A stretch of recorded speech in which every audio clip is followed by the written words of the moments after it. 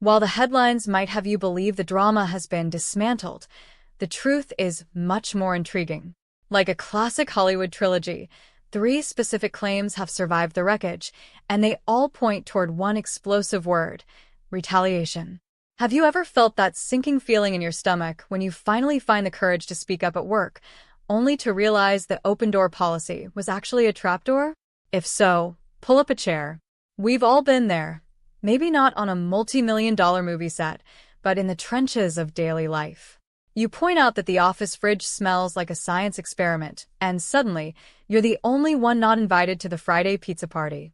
In Lively's case, the stakes were a bit higher than pepperoni slices.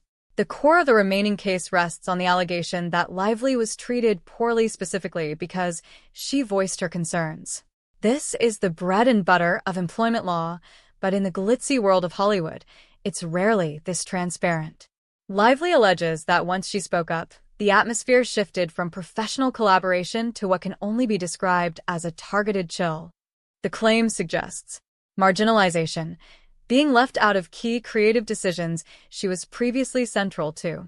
Hostility, a shift in tone from management and peers that felt more like a punishment than a business disagreement. How do you prove someone was mean to you because you complained and not just because they were having a bad Tuesday? The court has decided there is enough smoke here to warrant looking for a fire. But if you think a cold shoulder is bad, wait until you hear about the professional cleaners allegedly brought in to handle the situation. Does it get more succession than this? If the first claim is about the feeling of being punished, the second claim is about the machinery of it. Lively alleges that a third-party PR company wasn't just hired to manage the project's image, they were allegedly hired to facilitate her punishment. This sounds like something straight out of a political thriller, doesn't it? The idea that a company would spend cold, hard cash not to build something up, but to strategically tear a person down. Why hire an outside hand? In the world of high-level litigation and reputation management, hiring a third party provides plausible deniability. If a studio or executive wants to make life difficult for a star, they don't want their own fingerprints on the weapon.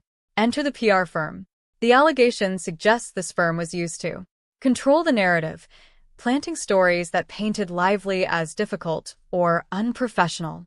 Isolate the target, using media influence to ensure her side of the story never saw the light of day. Manufacture consent, making the public and the industry believe that any negative treatment she received was actually her own fault. We live in an era where cancel culture can be weaponized with a single well-placed leak. If a PR firm was indeed hired to facilitate a punishment campaign, it changes the game from a workplace dispute to a coordinated character assassination. But why would anyone take such a risk if they didn't think they could get away with it? Perhaps because they thought they had a loophole, which leads us to the most paper trail part of this entire drama. The broken vow. Breach of promise. We've all heard the phrase, "You have my word." In Hollywood, your word is usually worth the napkin it's written on, unless, of course, that napkin is a legally binding document.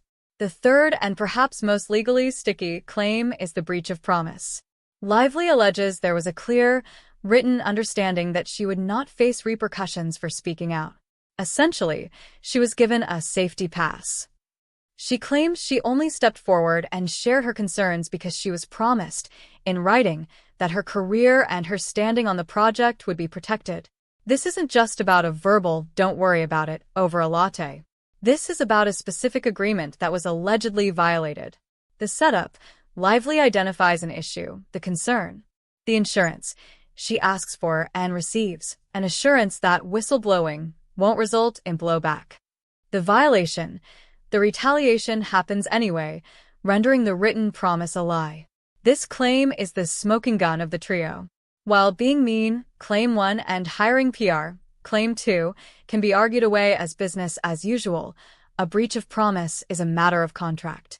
It's black and white.